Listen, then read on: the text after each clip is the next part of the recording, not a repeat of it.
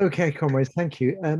I think if we were doing this meeting about 6 months ago, we could have reasonably assumed that next year's presidential elections in France were going to be a rerun of the last one, with Emmanuel Macron versus Marine Le Pen in the second round. Opinion polls were putting these two at between 25 and 30%, the right-wing Republican Party on 20%, and the Greens, the Socialist Party, and the far left party under Mélenchon on about 7 to 10%. All this has been thrown into confusion by the meteoric rise of Eric Zemmour, now a contender on the far right for the top political job. This media personality, a kind of Trumpian shock jock, has gained an enormous following with his provocative far-right views. In October, an opinion poll showed him winning 17% of the vote, 2% more than Le Pen. Macron remained the front runner at 25%, but the combined Le Pen-Zemmour vote easily exceeded that. So a bit scary. So what are Zemmour's views? They're a disgusting mixture of Islamophobia, anti-migrant racism, homophobia, and sexism. He's had convictions for race hatred. He subscribes to the great replacement theory peddled by fascists that whites are being replaced by immigrants. He sees Muslims as colonizers. He says that the first name Mohammed should be banned and that 2 million migrants should be sent back to the countries they came from, including all unaccompanied child migrants, whom he qualified as thieves, murderers, and rapists. I think many French people were waiting for this message, he told journalists, that the country is in danger of dying, subverted by an unprecedented wave of migration, that whole areas of the country have become enclaves of foreign Islamists. On top of this, he condemns feminism, the devirilization, in other words, feminization of society in the 20th century, and LGBT plus as undermining traditional values. And he wants to rewrite history by claiming that the wartime collaborationist Vichy government protected Jews. Oh, and just to good measure, he wants to reintroduce the death penalty. And this is not just talk. He's attracted the support of violent thugs such as Generation Zemmour, who've beaten up gay people, beat up a monk, and recently protesters at a rally Zemmour held. And looking at the pictures, I was reminded of pictures of Mosley's rally at Olympia in 1934, where anti-fascists were severely beaten up by fascist goons.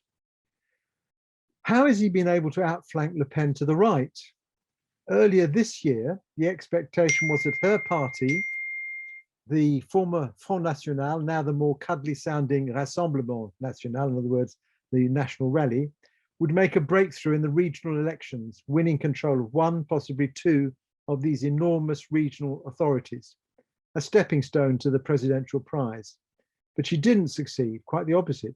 She didn't succeed in expanding her voting base by pulling in disillusioned mainstream voters hitherto resistant to the Le Pen message. All this, despite her strenuous efforts to detoxify the party, to eliminate all association with the anti-Semitism and paramilitary thuggery typified by her father, Jean-Marie Le Pen, the founder of the Front National, whom she'd kicked out. Her failure to make regional gains showed that trying to look more like the traditional right does not automatically make you more electable. Zemmour himself commented after the regional elections, "Everyone knows she cannot win, even herself. Marine Le Pen speaks like Emmanuel Macron. Emmanuel Macron speaks like Marine Le Pen." And then there was a whole spat of accusations between different fascists.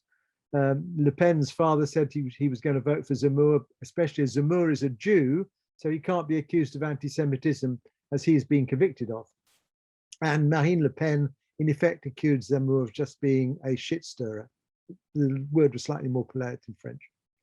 Now, it's fun to watch these far-right squabbles, but there's a more serious point to make. Fascism is not simply about street fighting violence. Though building an extra parliamentary force capable of smashing working class organization is essential. Hitler remains the classic example. But fascism also has to have an electoral strategy, as Hitler realized after the miserable failure of the Munich beer putsch in 1923. Fascism needs a cocoon of voting support to normalize the ideas underpinning its long-term aim. And after the Second World War, when the horrors of the Holocaust made it clear to millions what fascism really led to, fascist parties, at least the cleverer ones, have realized that saying you love Hitler has not exactly been an instant vote winner. On the other hand, too much respectability breeds discontent and frustration among the fascist hardcore, which will be needed to form an organization that can bring about counter-revolution from below by smashing its opponents. Hence, when detoxification fails, as it has in this case, to bring electoral results, crisis can occur. And this is what Zemmour has taken advantage of, even though his real weakness is that he lacks a Le Pen type party. There's nothing around him, he hasn't got a party. This points to the contradiction he faces. Marine Le Pen poses as an outsider, standing for the interests of ordinary people, as opposed to those of the political elite who run things. And she's milked popular resentment over unemployment, cuts in welfare, which have increased massively under Macron, in a racist way to build her base. I must stress, though, that this doesn't make her party a working class party. Its base and organization is thoroughly petty bourgeois, and that was proved by the way she sided with the police when it came to the yellow vests. All that outsiderliness, a fake outsiderliness, of course, is foreign to Zemmour. Zemmour is very much an insider, part of the elite. He went to their top schools and universities. He worked for a right-wing daily, Le Figaro, think of the Times and Daily Telegraph, and has won the backing of several prominent businessmen, though some appear to have withdrawn support over the violence meted out to protesters.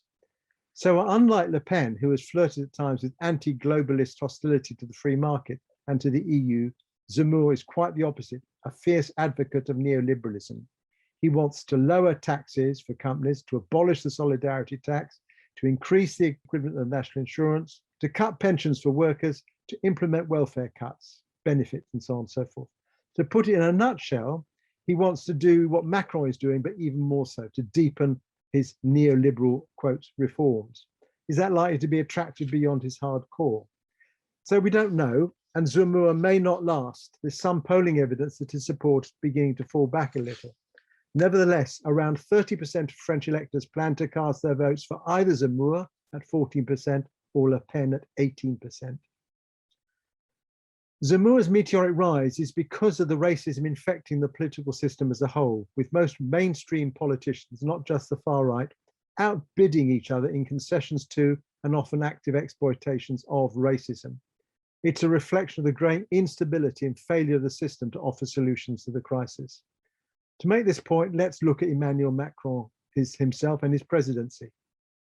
Macron was elected just under 5 years ago on the basis of being a fresh, reforming force in French politics.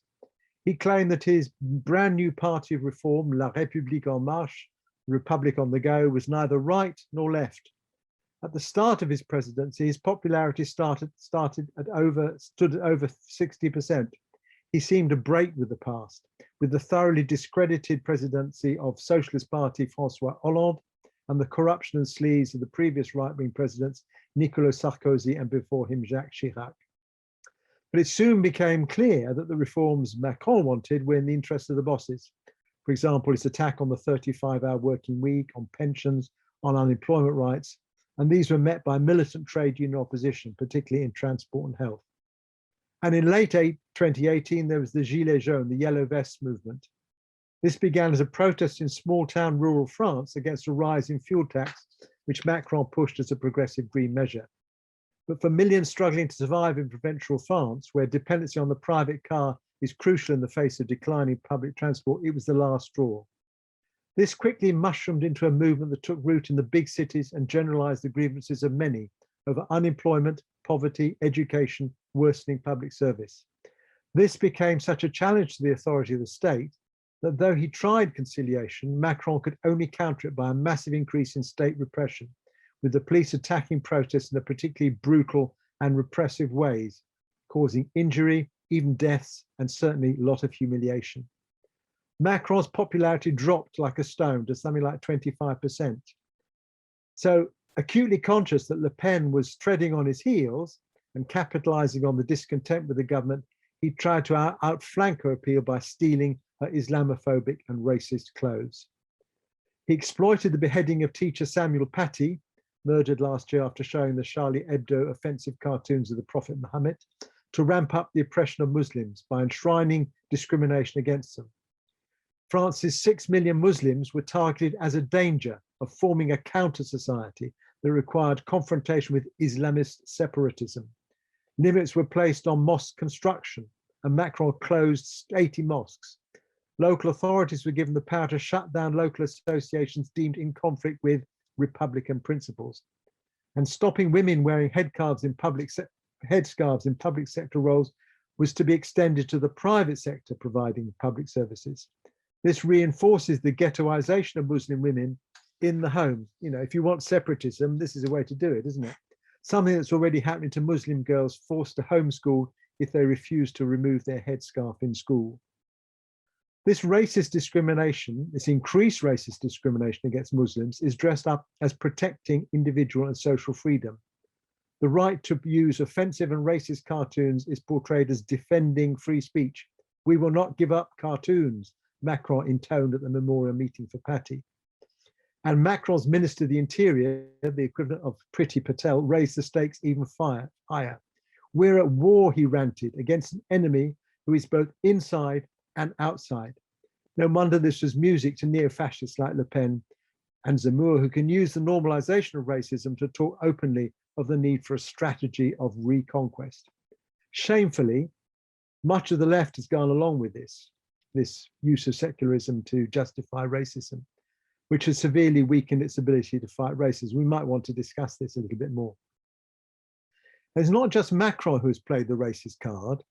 So have the candidates competing to be the presidential nominee for the right-wing Republican Party, the traditional Republican Party.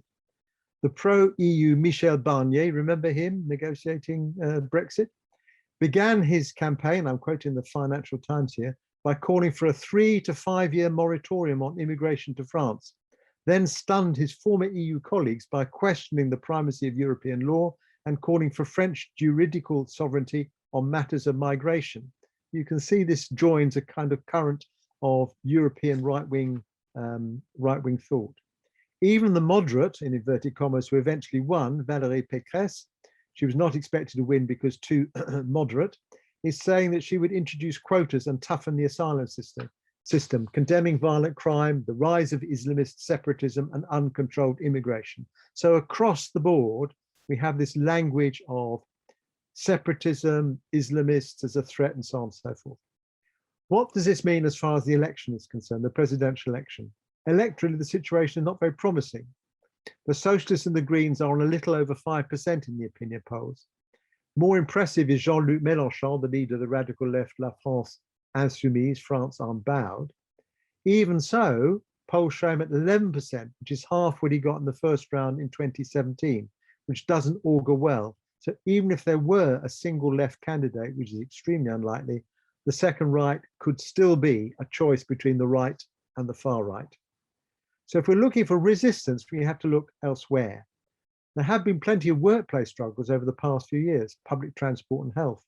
And there's been massive resistance to attempts to reform pensions that Macron was forced to shelve because of, or he pleaded COVID, despite police repression. And we shouldn't forget the huge Gilets jaunes movement in which the left came to play a shaping role despite attempts by the right to hijack it. So there's plenty of resistance there on that kind of level. But struggle over economic issues alone will not be sufficient to push the fascists or the far right back. There has to be a specifically anti-racist struggle. There are plenty of examples of this, such as the ones a week or so ago against Zemmour's presidential launch rally. Initially, this rally was to have taken place in a central Paris concert hall, but it was then moved to an exhibition center in a northern suburb of Paris, or beyond Paris, in fact. The official reason was that a bigger venue was needed. The real reason was fear that anti-racists would wreck it. This followed the mass anti-Zemmour protest in the capital the day before, organized by over 50 organizations, including far-left political parties, unions, and anti-racist groups.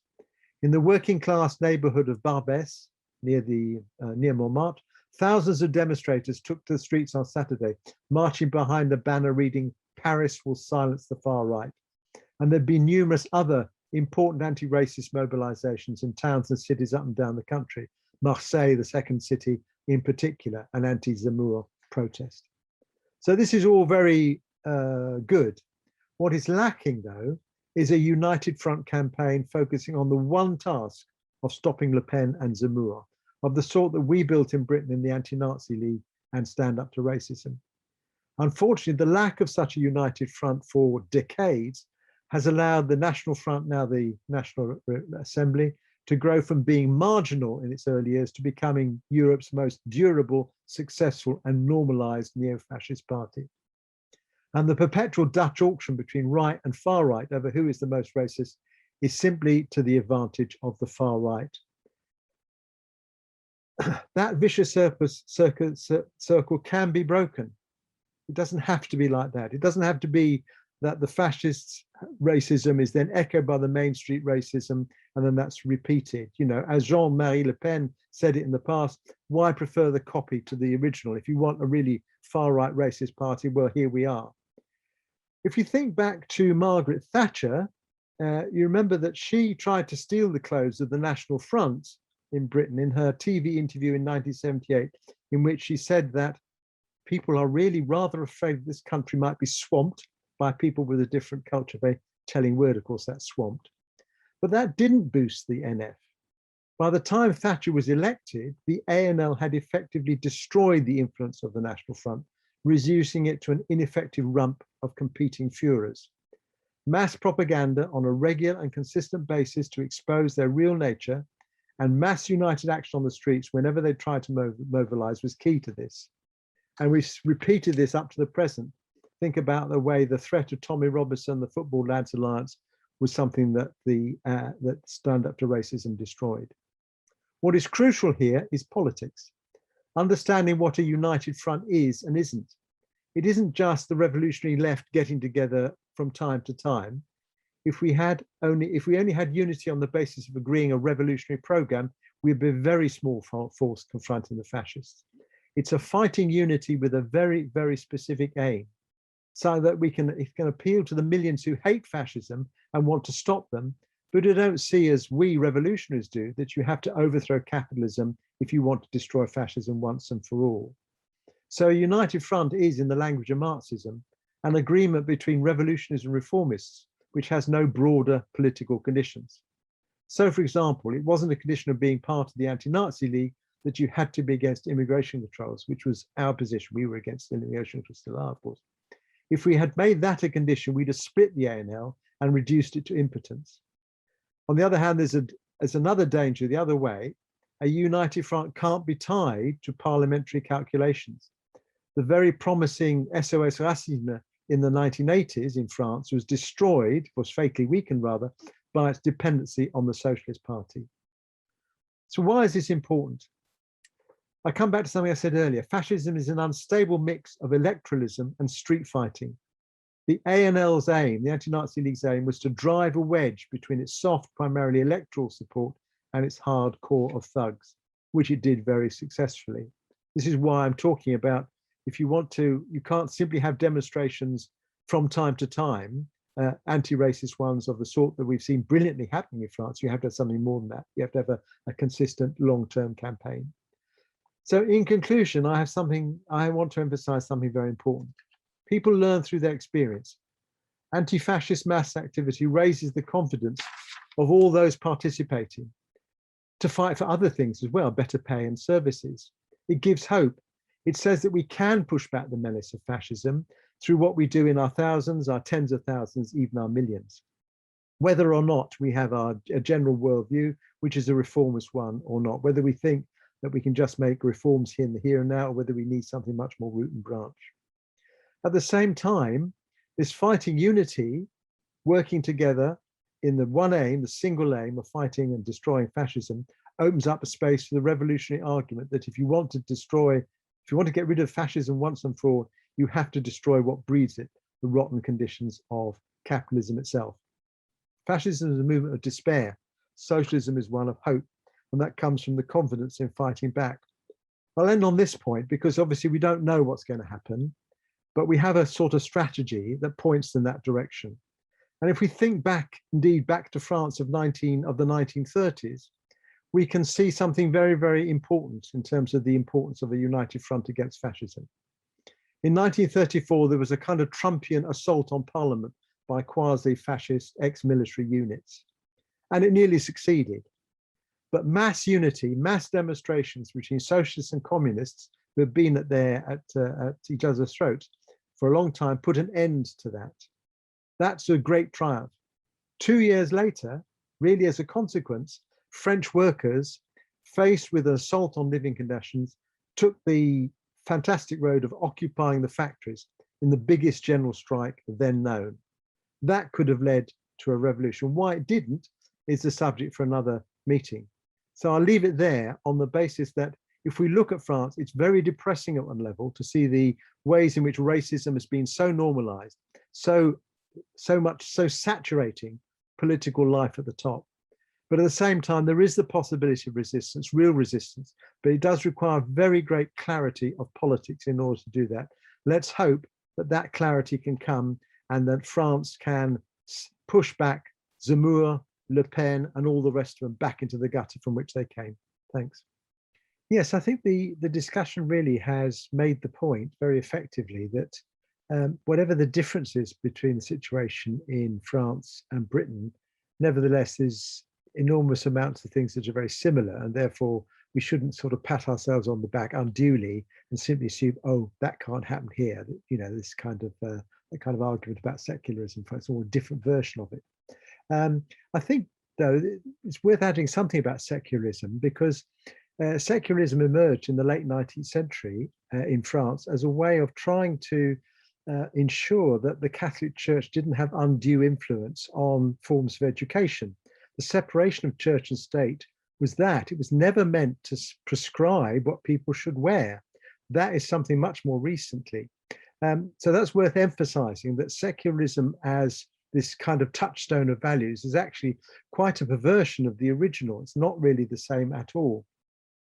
I think also something else that's worth stressing, that, I mean, the thing about secularism came along, or was at its height really, at the same time as the enormous anti-Semitic process against Dreyfus, the captain who eventually got, well, he was sent to Devil's Island and eventually was redeemed, if you like. But anti-Semitism has been a very strong current for a very long time in France. So I think what other comrades were saying, I think Lorraine was making this point about the kind of ways in which fascists have tried to use the support from Israel to cover up these kinds of things, and using it now as a way of having a go at Muslims. I think the other thing really I wanted to look at a little bit more was this question of in connection with the secularism and freedom of speech, is this question of the hijab, because I think it was Bruce making the point about the horrors of a woman on a beach being forced by a burly man in uniform to take off the burkini. I mean, not only is that disgusting, but it's disgustingly sexist. Plus the politicians who were saying that the French tradition was of the bare-breasted or half bare-breasted Marianne figure. So in other words, freedom of speech seems to be that sexism is okay because it's part of our liberties. And I think comes back to the argument that Esme and others were making in that respect. So I think we are witnessing the ways in which the question of freedom of speech in France has taken a very particular inflection around the question of the Patty cartoons. But it's common across Europe. I mean, it would be quite wrong to see France as unique in this respect. You know, sometimes France is held up as part of the kind of European tradition of openness and proper values and so on, as against, say, parts of Eastern Europe like Hungary. I think it's a mistake to see. I think there's a sense in which generally the crisis of capitalism that's affected the whole of Europe is breeding precisely this kind of perversion of the values, if you want to call it that, of 1789, all those kinds of ideas that somehow this is what Europe exists for, the defense of liberal values, is using it in a perverted way to justify all kinds of attacks. And I think Ken's point about the libertarianism, it struck me exactly hearing these MPs going on about, well, partly because it's come from Boris, isn't it, about Freedom Day, the notion that somehow our freedom is being curtailed by these attempts to restrict events. Well, you know, in terms of the police bill, what kind of freedom is that going to give? People have already mentioned in terms of migrants, but this is, again, it strikes me part of that general part of the general thing. So I think it comes back to say, well, what are the possibilities? Let's just go back to France for a minute to end on this.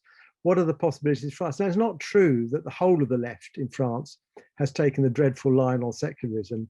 There are plenty of people, feminists as well as others, who have argued that the notion that somehow you justify telling people what they should and shouldn't wear, in the essence of forcing them to be free, is not something that any socialist should tolerate.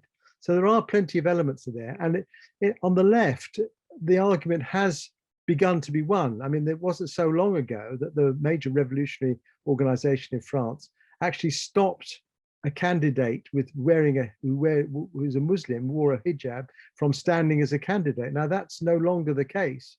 There's been quite a shift there. And Mélenchon on the left, who is a sort of left reformist, who said some pretty dodgy things about migrants in the early days, has certainly changed his position quite dramatically. And I think that's because there is a kind of feeling, a recognition that the way in which fascism has taken these concepts, or the right has taken these concepts, means that we have to be much sharper in terms of making a difference. So I think there are possibilities there in a big way to make a difference. And it does come back to the fact that I think more generally, we have to make sure, as Lorraine says, that we are building for March the 19th in a way that is very clear, that we're making sure that the message is going deep inside the trade unions, because it is true that the Tories are going to increasingly play the racist card, and Johnson will clearly do that. And more he gets into trouble, and the less opposition there is from Starmer in any real sense. It's Starmer who seems to think that he's formed a national unity and a government of national unity without Johnson realizing that the racist card will be played again and again. And I think the strength for us is that we do discover that when we do go out and argue that refugees are welcome here, we get a fantastic response. I think it's been a general experience. We, I think, are the majority. That doesn't stop it, though, could become a real danger. We can see how the right and the far right could build on that in the future situation. So the more we do that, the better it becomes as a possibility of really fighting back. And that then becomes part of a broader movement across the world, including Europe, of course, where there can be similar kinds of events on March the 19th. So that we can begin to claw back from the far right these kinds of horrible things. I don't know what's going to happen in terms of the French election. Nobody knows. It may be, as I say, the question of another fight between the right and the far right, a choice between the fascist and the crook, as it used to be in the past. That may well be the thing. But I think the stress for us has to be all the time, look not at the level at the top, but look down below, see what we can do down below. How can we marry the anger that is there in terms of opposition to the kinds of measures that Macron is imposing, and arguing how to unite against the racism that is used to kind of force that through. That, I think, is the major lesson. I'll leave it there.